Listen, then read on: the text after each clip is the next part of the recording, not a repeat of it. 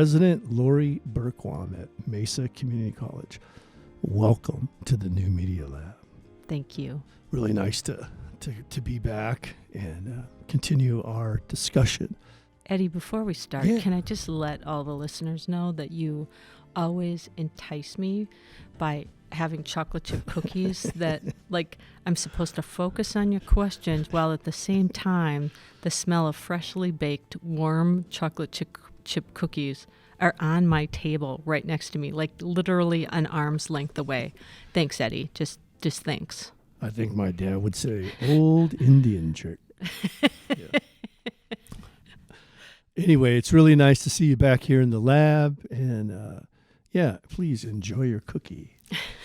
So last week in our discussion, we were talking about a COVID environment and taking face-to-face online and the amazing work that our administration and our faculty leaders and faculty from residential to adjunct to almost every capacity at Mesa came together to support each other and to make sure that Mesa Community College remains world-class in delivering education. As we started talking about that, we got into language like, because I know your work around kindness. And we got into that type of language of kindness and trust, love. We got into this area of human connection. And then the next day I wake up and you've put out a budget that says you're going to cut the school by 3.3%, or what is it, 3% at $3.13 million, which then sends people right over into a frenzy because this word trust is an important word. And especially for people who have been, investing their lives into education and all of a sudden. And I'll just make a little commentary here, and then I want you to make a commentary, and then we'll get into these questions. Because I have found I didn't come back to teaching college till I was 39, turning 40. And prior to that, I ran a business as a contractor. I know what it's like to get jobs, to make payroll, to pay taxes, to make sure everybody else is paid before I get paid.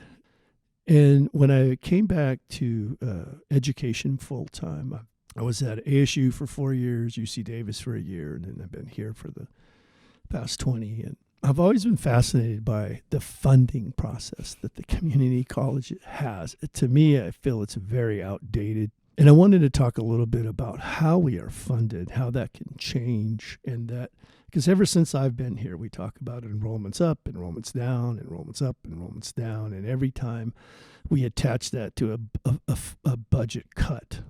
And every time, it starts to eat on people's trust, their morale, insecurities, like how do we fund a world-class college, that is more stable? Right, so we have these auxiliary budgets, we have operational budgets, we have salary and wage budgets, we have discretionary budgets, we have all of these things that in many ways, well, I guess they are mandated downtown. Our legislators have created a funding policy for us to follow and all of that.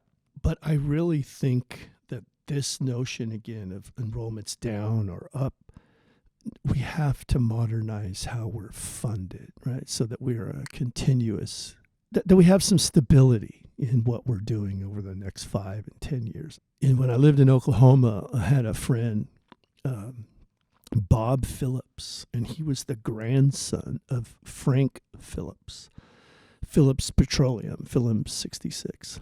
And he was a very, very, very wealthy guy.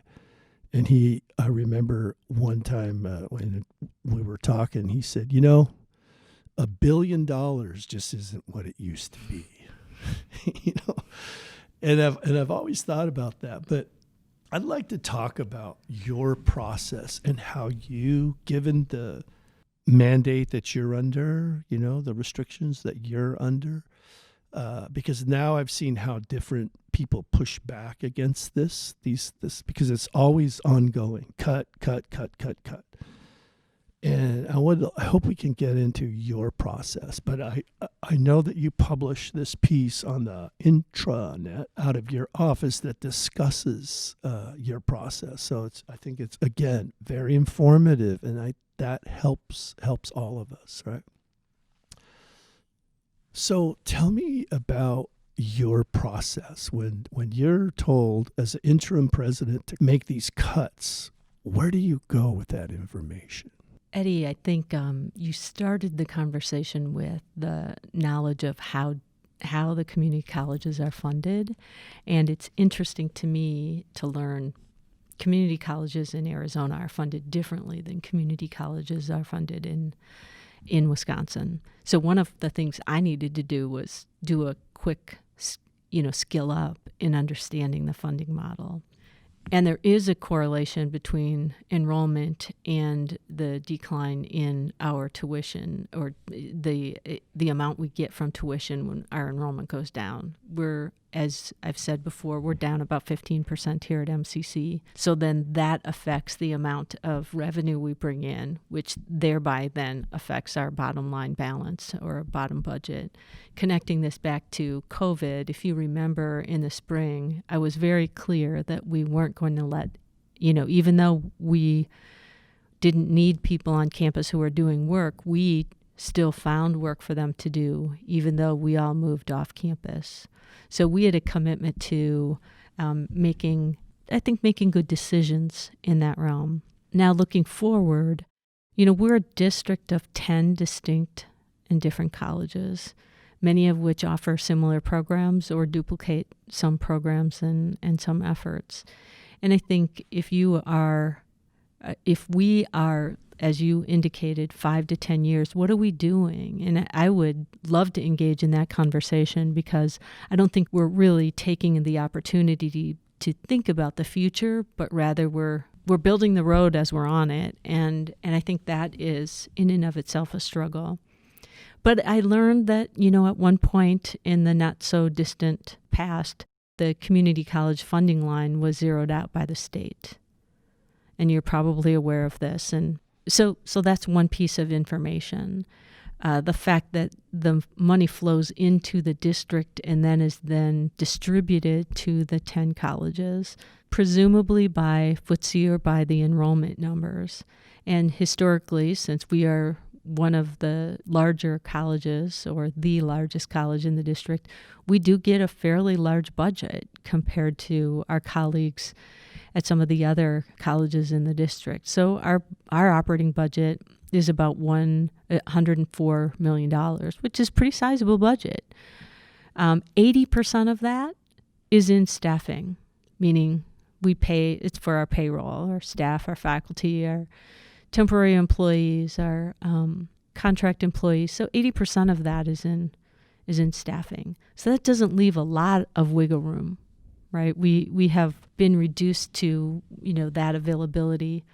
So when we are talking about a reduction of 3% or some, we haven't been given the final number. That's what we've been asked to plan for, is now thinking about what do we do there?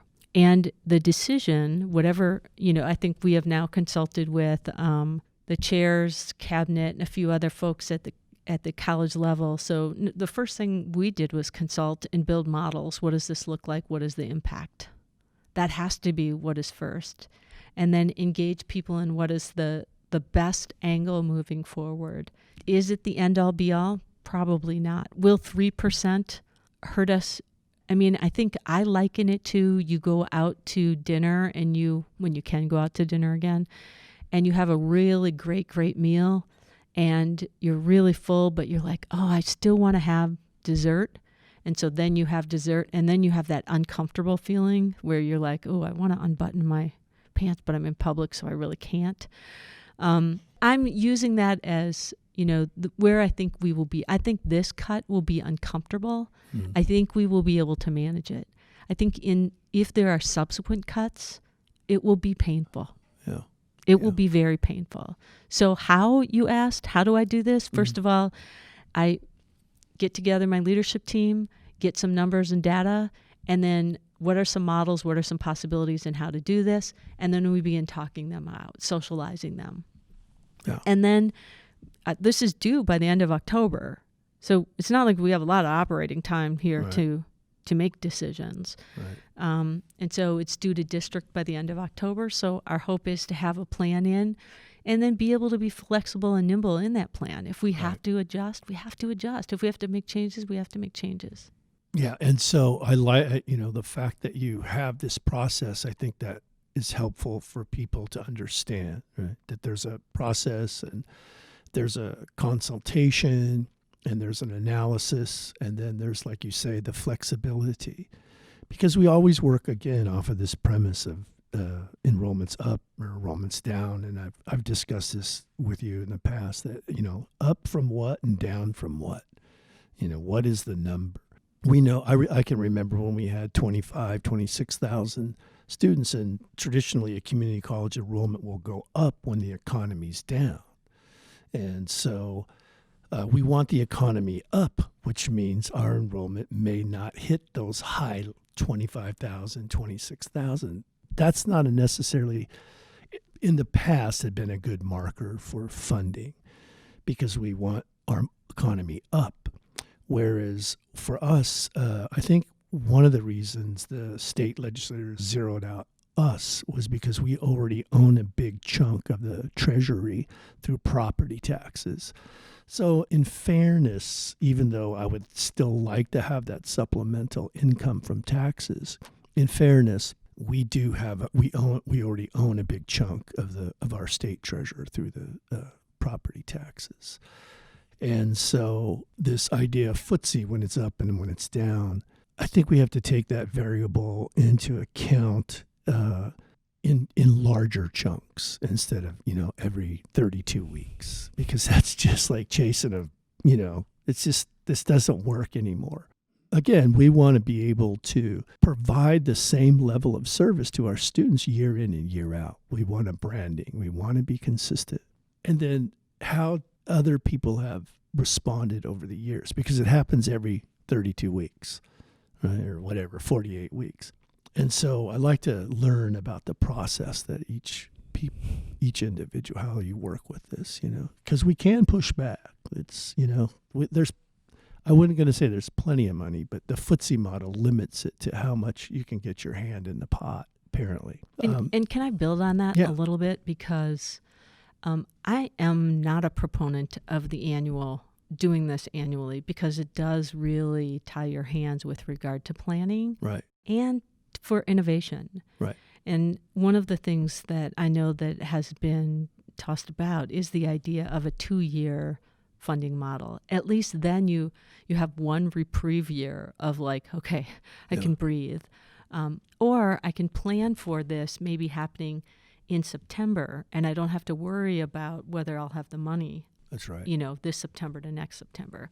Yeah. And that's still, I think you can still make really good decisions, but I think it does give you a bit of a reprieve, and it gives you an opportunity to plan in a 2-year increment. We are a 2-year institution. I mean, right, that's one thing that we're committed to doing. Not that every student gets through in 2 years, but wouldn't it be ideal if that's also, the metric that we were using with our budget model? That a 2-year college could get people through in 2 years. That would be, that sounds exciting. That does sound exciting. Yeah. Which is a whole nother topic that Sure. I'd love to come back and talk about. Yeah. I mean, again, Mesa Community College shouldn't be the destination. It Right. should be where you're. Like, again, as we read last time, I think 68% of our students are transfer students, 28% are occupational. So we need to make sure we're stable for our market, which is transfer students, basically. And, the occupational stuff should be funded. I'd like to see a 5-year model. That makes sense, because we should be playing the long game. We should be. We've been here for 50 years. Even as forces argue, the politicians can argue all they want over public education and all that. But the fact is, we're here. And we want to be successful, right? That's the idea, is to be successful and not keep shooting ourselves in the foot every 2 semesters and kind of have to reinvent ourselves. So I want to get more into some specific questions. Okay. That, I reached out to people and said, hey, Lori's going to drop by. We had talked last time about having a bit of a conversation around the budget. And so we pulled up some more questions for you. So question number 1, as we increase our institutional attention on issues of diversity, equity, and inclusion, do we have the mechanism in place to measure whether our resource allocation reflects those concerns? For example, are we being a guided pathways college? Will we be analyzing how different pathways serve how many of which students at what cost? That's a great way of thinking. And I just met like at 1:00 with our Guided Pathways team, and some of the conversations they're actually having include how do we move now from the Guided Pathways that started to Guided Pathways 2.0? So thinking about exactly whoever or you who developed this question, in thinking about, how are we helping our students be successful? Who of our students are being successful? Right. And what things do we need to continue to offer to help all of our students be successful? Yeah. And, case in point, one of the things that we had discussed is a simple check-in. And I mean this from my heart, and the Guided Pathways crew heard me say this, is a faculty member who stops 6-7 weeks into the class and says, I want to find out how you're doing. What else do you need to be successful? To complete this class? To feel like you are giving what you can in this class? And if every faculty member asks those questions, simple questions, I believe not only will that help the student in that semester, they might come back. Right. And that's retention. And that's another important aspect of what Guided Pathways has got to do. Yeah. And that is for all of our students. Students who exist on the margins, whether that is through economics or whether that is through because race, religion, identity, any of those, if those are impacting a student, we need to talk about that. Right. Yes. And that goes back to our last conversation about that place of belonging. Right. That people know, that people know we care for them and we have their best interest at hand, that's why we're here. I had an interesting online class this morning where there was 2 or 3 students expressed that now that they're all online, that they've had experiences where they're like really scared to ask questions. They don't know where they fit into the class. They don't want to make the teacher angry by asking too many questions and on. And we had a really good discussion about that.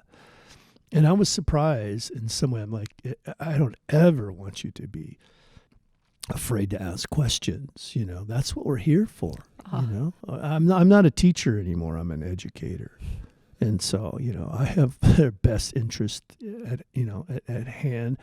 I did tell them, if you send me emails at 1 a.m. demanding clarification, I'm not on call like that. So, we got some ground rules. But it was a really, really interesting question, and I think a lot of faculty, people are working this. What's up? These questions here. Can I just say thank you, number 1, for asking that question. Yeah. And then number 2, one of the things I believe from our faculty's perspective is that they're also a little bit afraid of what they might hear, and they might not know what to do with it. Yeah. Right? That's right. Yeah. And so it works both ways. Well, but there's a whole team here. Guided Pathways, advisors, student services folks, counselors who can assist students. Yeah. So I hope a faculty member doesn't feel like I'm alone if I ask this question. Right. Goodness knows, what if it's something I don't know what to do with? Right. That's right. And I think people will, as we move forward in like the things we spoke about last time, trust and family, I think all of that starts to add up a little by little. We can start to rebuild that sense of community. Not that we don't have it. It's just as we move into this, the demand for that may be elevated.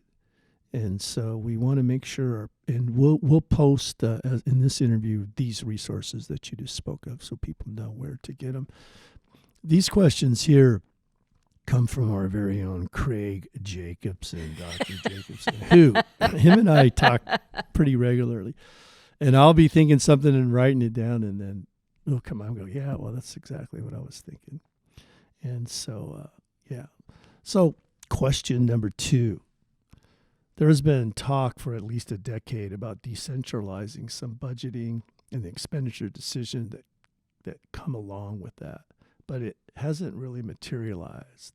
When our last president was here, he seemed amazed at the number of routine and small expenditures the college president was expected to approve. Is there still a desire to put more discretion in the hands of managers and chairs?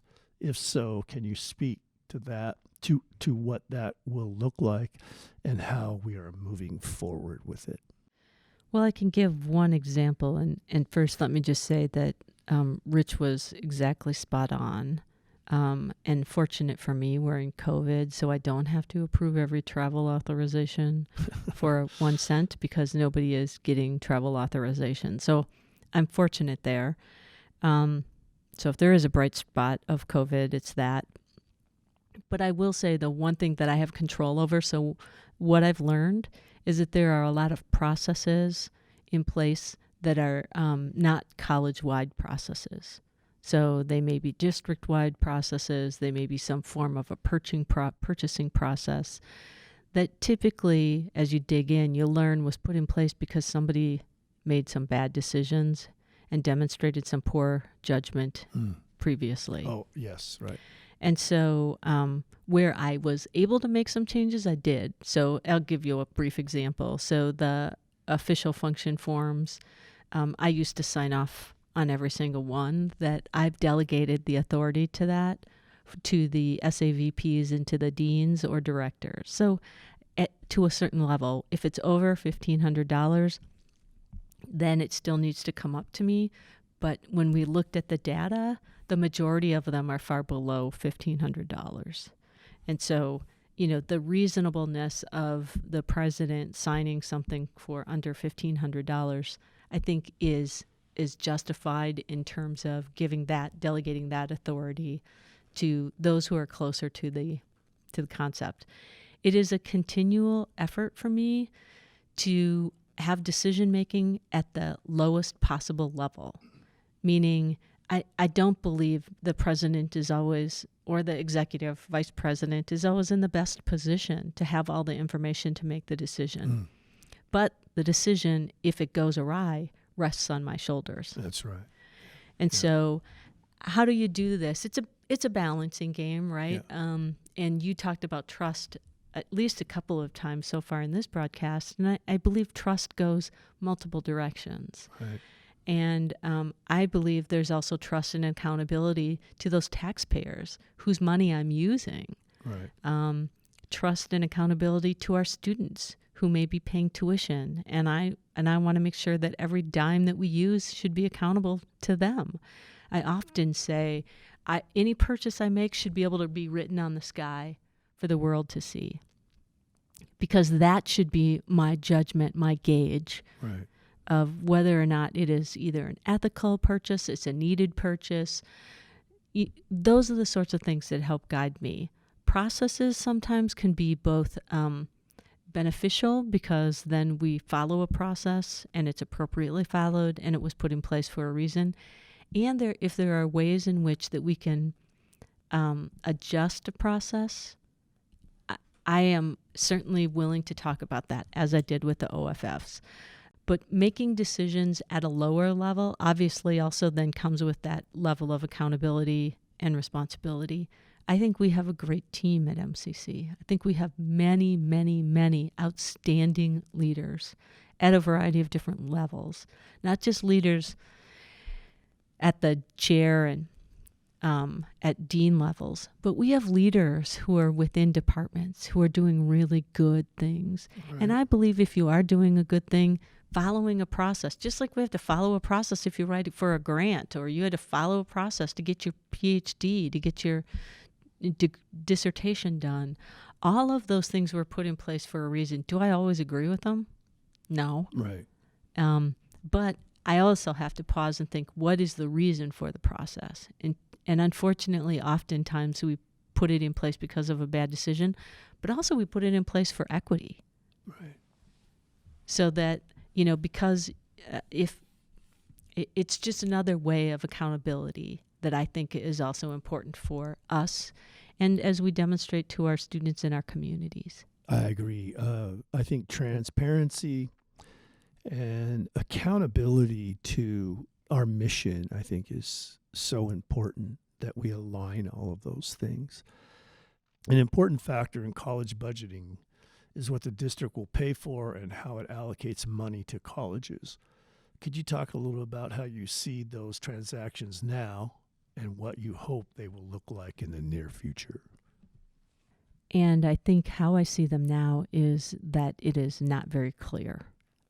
I think it needs more defined clarity.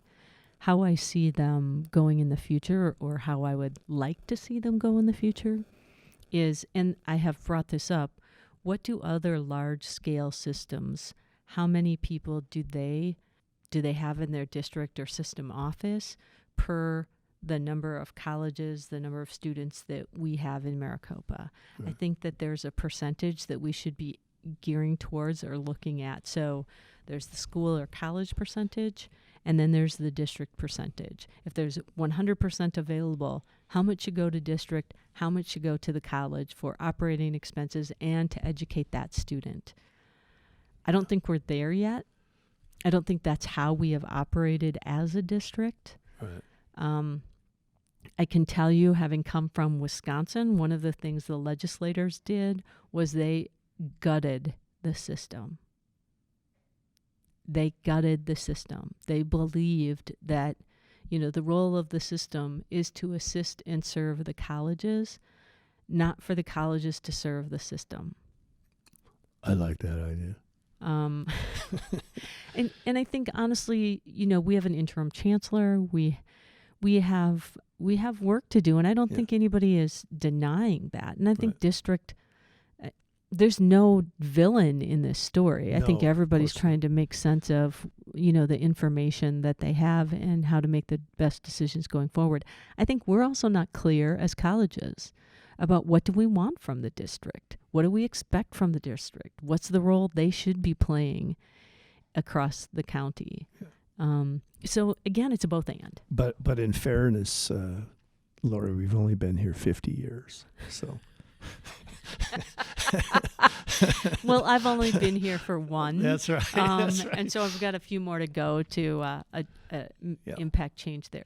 But I do think this isn't just a problem in Maricopa.